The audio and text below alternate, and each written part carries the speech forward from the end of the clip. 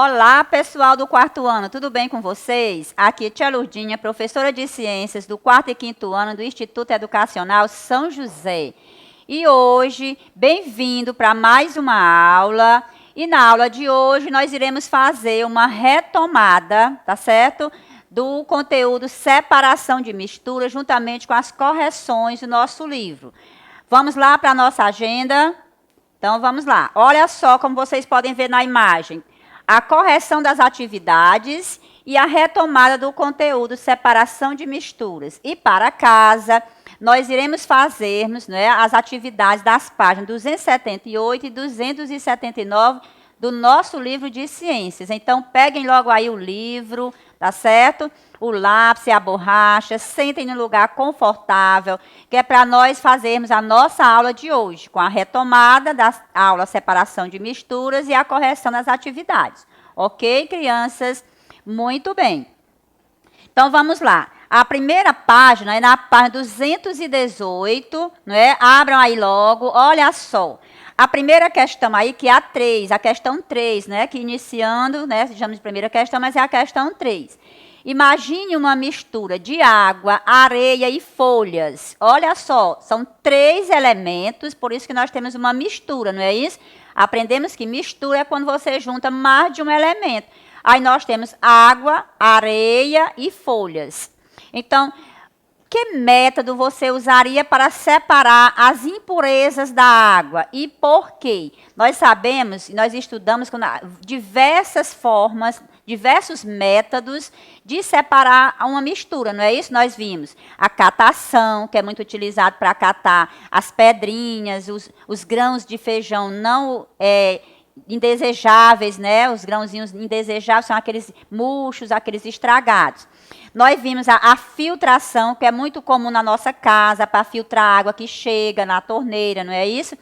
Vimos a separação magnética, que é usado para separar metais, às vezes no lixão, né? Os catadores de material reciclável, eles passam um guindaste feito com um imã, que é para catar os ferros, né? Separar os ferros de outros materiais, como plástico, como papelão, não é isso? E vimos também a evaporação, que é uma outra forma muito utilizada para separar a água do mar e o sal, não é isso? E a decantação também, certo? Que é muito, e a destilação. Então, são diversas formas. Então, a questão pergunta que método você usaria para separar as impurezas da água. Com certeza, vocês não tiveram nenhuma dúvida, não é isso? Qual seria a filtração, né? Que a tia Lurdinha falou, que é muito comum na nossa casa, para tirar as impurezas da água. Nós utilizamos a filtração. Também no preparo do café, do suco, a mamãe usa a filtração, né? Para poder separar as impurezas do café ou do suco, ok? E por que seria a filtração? Pois esse método separa a areia e as folhas, que são insolúveis em água, não é isso? O que é uma substância insolúvel, tia Lurdinha? É aquela substância que não dissolve na água, né? Que são os solutos, tá certo? O açúcar e o sal são solutos, ou seja, eles se dissolvem na água, mas a areia e as folhas, elas são insolúveis. Por quê? Porque elas não se dissolvem na água, então é necessário você filtrar, ok, crianças? Né? Compreendido? Muito bem. Já a quarta questão, ele diz, marque com X na mistura que só pode ser separada pelo processo de destilação. Aí nós temos o fubá misturado à água, com certeza não é essa daí, né? O fubá é uma substância insolúvel, ele não se mistura na água. Então, qual seria o método? A filtração, não era isso? Pedaços de plásticos misturados a pedaços de ferro, também com certeza não seria essa daí, não é? E qual seria? Tia Lurdinha, o acetona misturado na água, não é? Seria usado o processo da destilação. Por quê? Porque eles são o álcool, ou seja, o acetona, ele se mistura na água. Então, é preciso que a gente faça o processo de destilação, que é para fazer com que a água evapore e fique só o acetona. Ok, crianças? Tenho certeza que vocês não tiveram a menor dúvida. Agora vamos para a página 221, ok? Lá na página 221, nós temos a primeira questão que fala qual é o processo descrito no texto para que ele serve. Vocês leram um texto, com certeza, na página 220, que falava sobre a destilação do petróleo. Não é? Eu confio no potencial de vocês, no compromisso. Tenho certeza que vocês leram bastante esse texto e compreenderam, não é isso? Então vem a primeira questão, é uma análise, né? Analise qual o processo descrito no texto e para que ele serve, tá certo? No processo que já o título já está dizendo qual é o processo?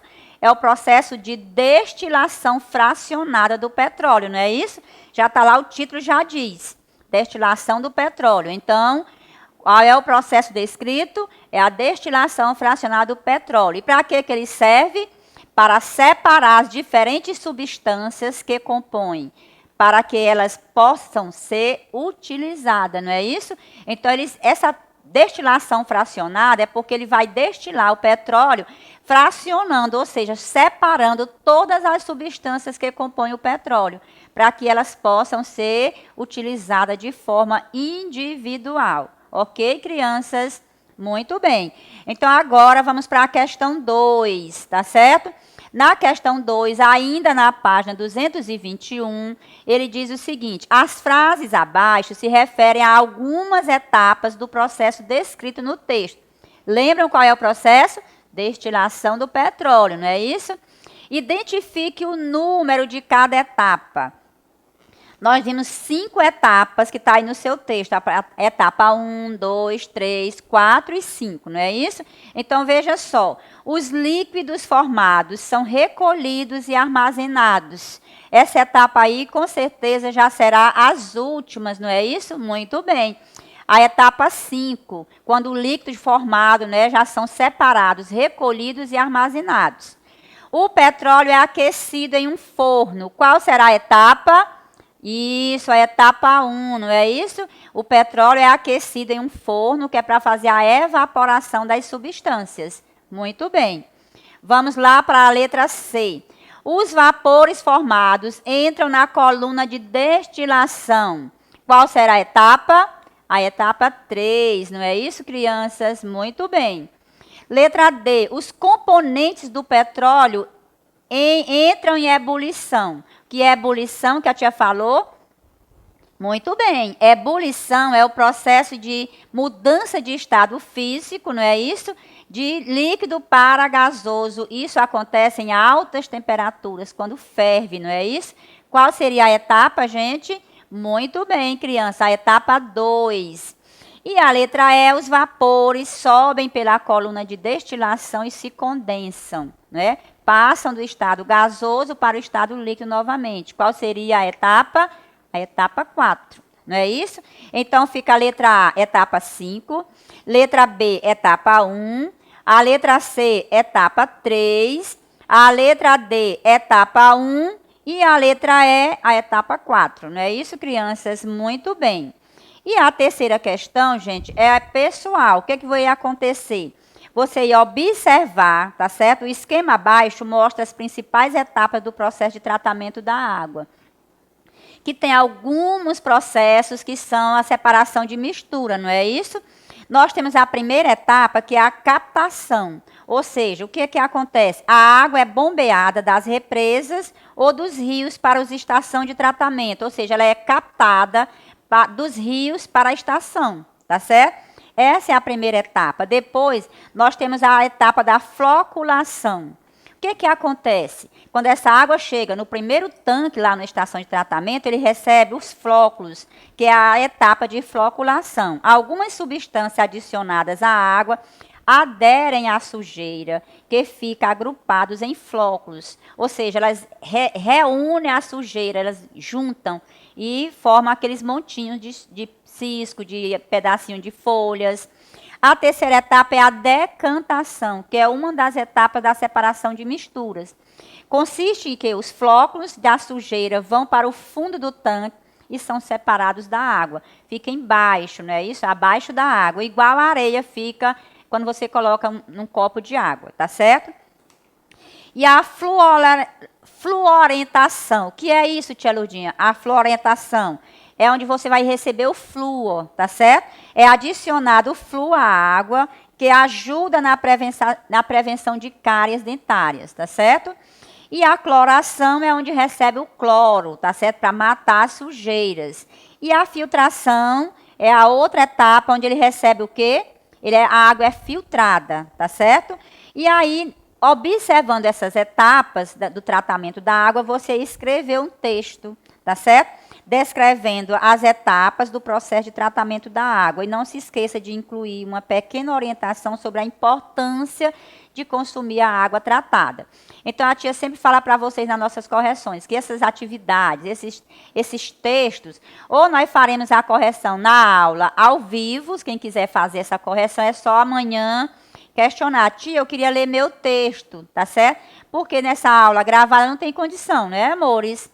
Então, amanhã, quem quiser ler seu texto dessa questão 3, é só solicitar, levantar o dedinho e pedir. Tia, eu quero ler meu texto da questão 3 da página 221, que a tia vai dar espaço para você ler seu texto, ok? Muito bem. Mas eu acredito que vocês não tiveram nenhuma dificuldade de produzir esse texto, ok? Então, agora vamos passar para a página, lá no finalzinho, que é a página 275, ok, crianças? Lá no Plus, nós vamos começar a corrigir as primeiras páginas do livro Plus, que a gente não corrigiu nenhuma, tá certo? Página 275. Vamos lá, mudem aí, pegue seu livro. Então, na primeira questão, é trabalhando sobre matéria. Ele diz, qualquer substância que ocupa lugar no espaço é matéria, não é? Do latim, matéria, tá certo? Substância física é qualquer coisa que possui massa. É tudo que tem volume, podendo se apresentar no estado sólido, líquido e gasoso. Muito bem. Aí, na primeira questão, ele diz o seguinte, pinte os retângulos que apresentam exemplos de matéria. Aí nós temos luz, ar, caderno, calor e água. Nós temos 3 palavrinhas que você vai pintar, que elas são matéria. Será que a luz é matéria? Vamos ver aqui. A luz, ela pode se apresentar nos 3 estados físicos, sólido, líquido e gasoso? Com certeza não, né? O ar, ele pode se apresentar no estado sólido, líquido ou gasoso? Sim. O ar, ele encontra no estado gasoso, não é isso? Então, ar é matéria. Você iria pintá-lo? Sim. Então, olha só as palavrinhas que você ia pintar. Caderno, não é? Depois, água, que também ela pode se apresentar nos 3 estados físicos. E o ar, tá certo? Então, as 3 palavrinhas que você ia pintar são as palavrinhas que apresentam exemplo de matéria. Ah, tia, mas o caderno, ele está em que estado? Sólido. Toda matéria sólida tem a forma própria. O ar, no estado gasoso. E a água, ela pode se apresentar nos 3 estados, sólido, líquido e gasoso. Basta ver aquelas mudanças de temperatura, ok? Muito bem. Vamos para a segunda questão. Na página 275 ainda, ok? Qual é o nome do instrumento que usamos para medir a quantidade de massa de um corpo?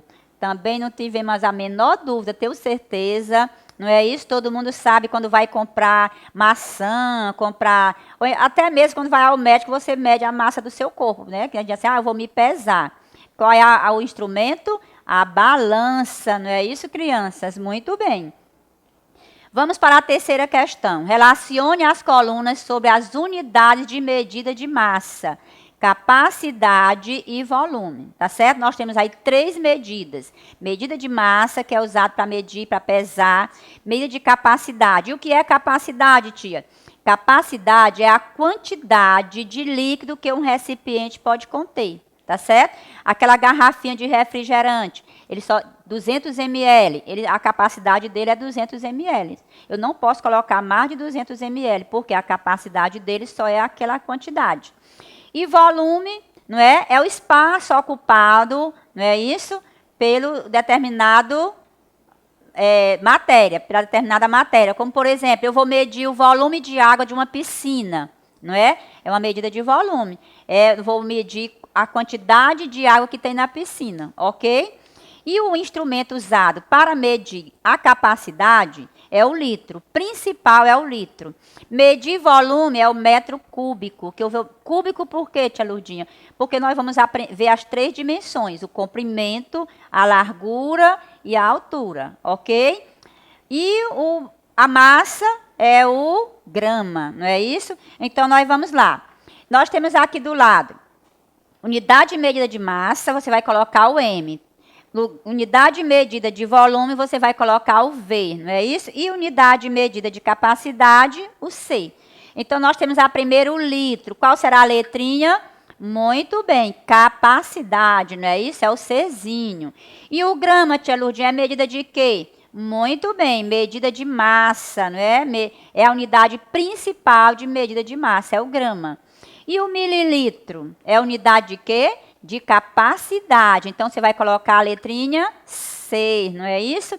E tonelada, tia Lourdinha, eu nunca nem ouvi falar nessa palavra. Tonelada, crianças, é a medida de massa. É uma unidade medida de massa para medir grandes quantidades de massa. Ou seja, ela é muito usada para medir cargas de navio, cargas de avião, tá certo? Um animal de grande porte, então é a tonelada. A tonelada equivale a 1.000 quilogramas, ok? Muito bem. Então, vamos lá. A tonelada é uma unidade de medida de massa, ok, gente? E o metro cúbico, tia Lourdinha? Medida de volume. E o quilograma? Medida de massa. E o centímetro cúbico vem da medida de quê? De volume. Tudo que falar cúbico, já sabe, é volume. Tudo que falar de litro, mililitro, é o quê? Medida de capacidade. E quando vier no grama, miligrama, tonelada, é medida de massa. Ok, crianças? Muito bem. Então, passando para a página 276, ok? Então, vamos lá. Na página 276, nós temos uma imagem, tá certo? Ele diz assim, escreva se a transformação física representada em cada imagem é uma mistura, uma mudança de forma ou uma mudança de estado. Então, nós temos 3 imagens, cada uma delas representa isso. Nós temos o gelo derretendo, temos açúcar no café, colocando o açúcar no café, como você pode ver aqui na imagem, e o coco ralado, não é isso? Você vai colocar abaixo do gelo, o gelo derretendo, ele é uma mudança de estado, ele é uma mudança de forma ou é uma mistura, tá certo? Eu tenho certeza que vocês não tiveram nenhuma dúvida. O gelo derretendo, ele está passando do estado sólido para o estado líquido, não é isso, gente? Então, aí é o quê? Uma mudança de estado, não é isso? Muito bem. Já colocando açúcar no café, eu estou juntando 2 elementos. Colocando o açúcar na água, não é isso? Ou no café. Então, aí nós temos o quê? Eu estou juntando 2 elementos, com certeza nós temos uma mistura, não é isso? Como vocês podem ver aí na imagem.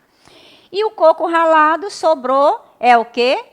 É uma mudança de forma. Quando você quebrou o coco, ralou, ele mudou a forma. Não é isso, gente? Então, é muito bom você compreender os conteúdos, levando para o lado mais usual do dia a dia. Tá certo? Então, vamos para a questão 5. Na questão 5, nós temos também uma imagem mostrando aí as mudanças de estado físico da matéria. Ou seja, a mudança de estado físico da água, ok?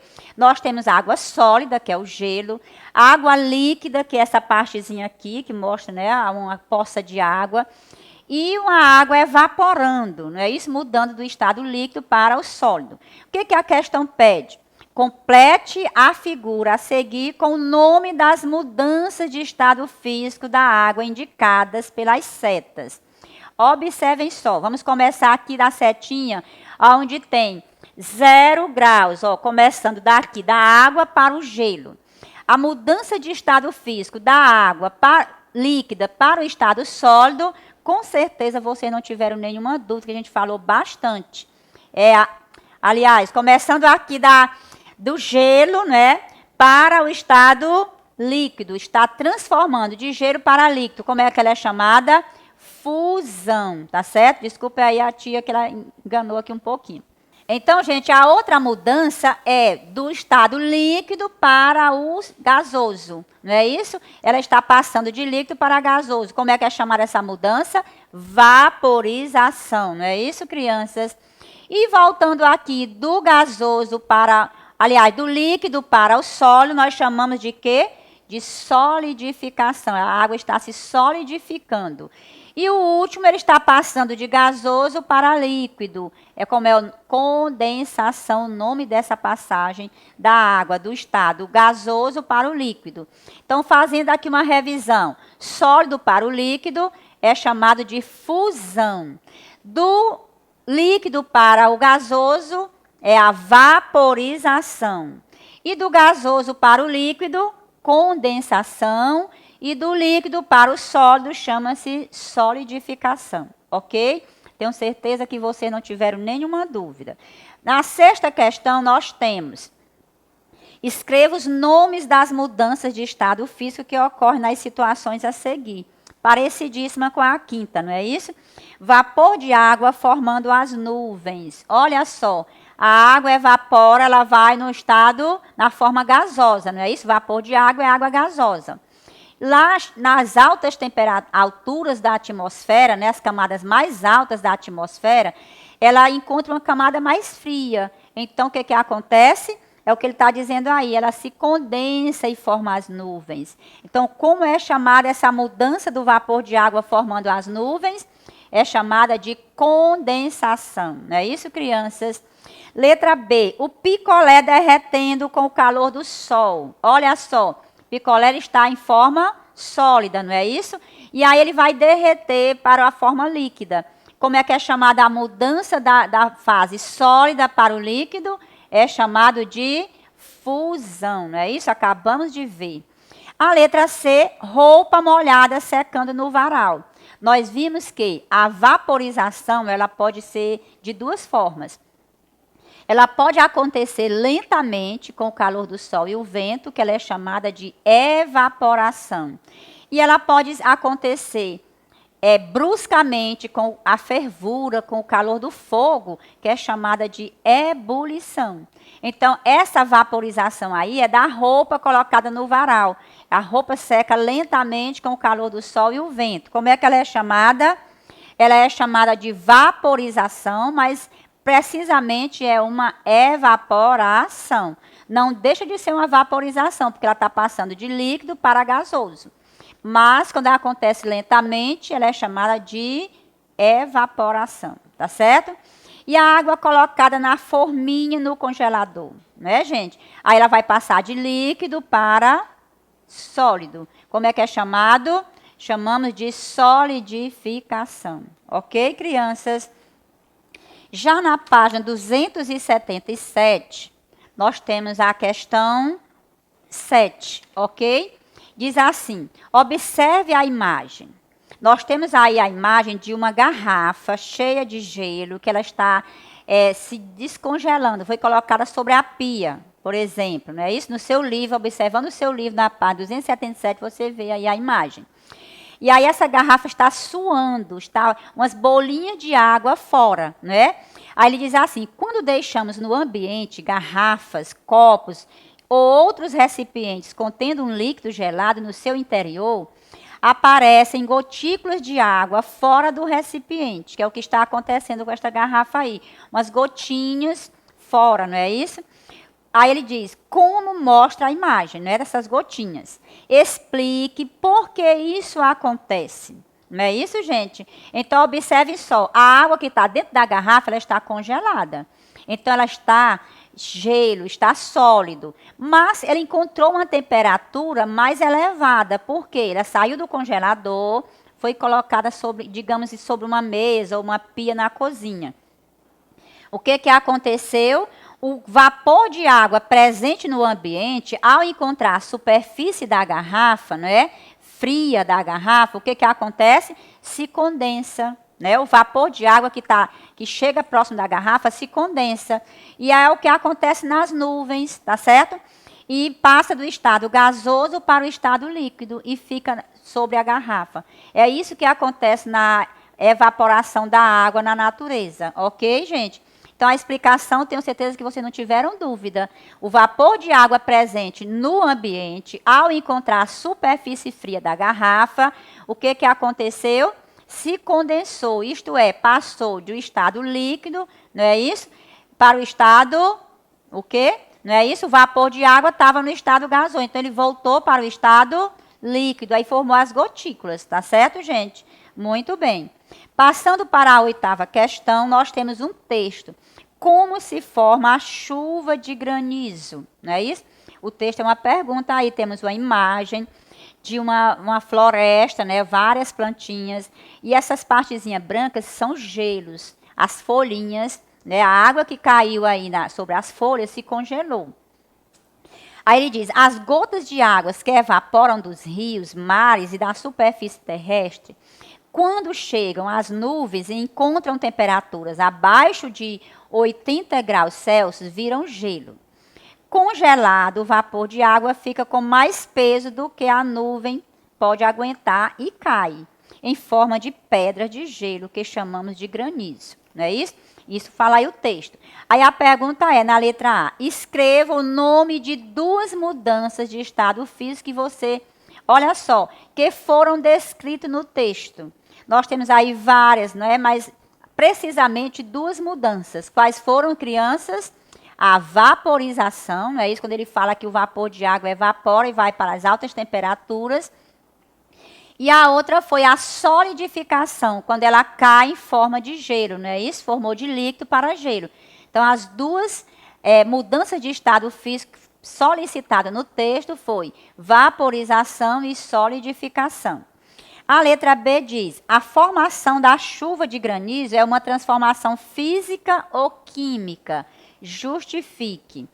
Com certeza, a água se transforma de um estado físico para o outro, mas ela deixa de ser água? Não. Então, você estudou, não é? Nós vimos que quando a matéria se transforma, passa de um estado físico para o outro, mas ela não deixa, ou seja, não tem alteração nessa matéria, ela continua sendo a mesma matéria, a mudança aí é o quê? A transformação aí é uma transformação física, não é isso, gente? Olha só, houve uma transformação física, pois não ocorreu a formação de uma nova substância, ou seja, de uma substância nova.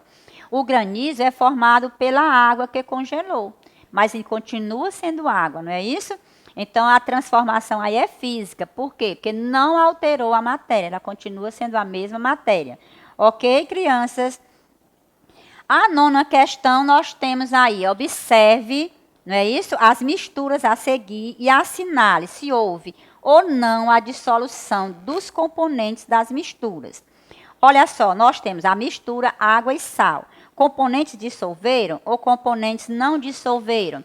Com certeza, quando você coloca o sal dentro da água e mexe, o sal é soluto à água, ou seja, a água dissolve o sal. Então, você vai marcar o xizinho, componentes dissolveram, não é isso, gente? A outra alternativa, água e óleo. Com certeza, quando nós estávamos vendo a nossa aula, a tia mostrou um copo com água e óleo. O que aconteceu? O óleo ficou sobre a água. Isso por quê? Porque o óleo não se dissolve na água, ou seja, então os componentes não se dissolveram na água, lembram? Água e açúcar. Também a tia mostrou lá uma imagem que estava colocando o açúcar na água. O que aconteceu? O açúcar desapareceu, ou seja, o açúcar é um soluto, não é? Ele dissolveu na água, então com certeza você vai marcar componentes dissolveram, não é isso, gente? E então, com essa questão, nós finalizamos a nossa correção de hoje, a nossa aula também. Obrigada pela atenção, estudem, certo, crianças? E fique com Deus e boa sorte. Tchau, tchau. Até a próxima.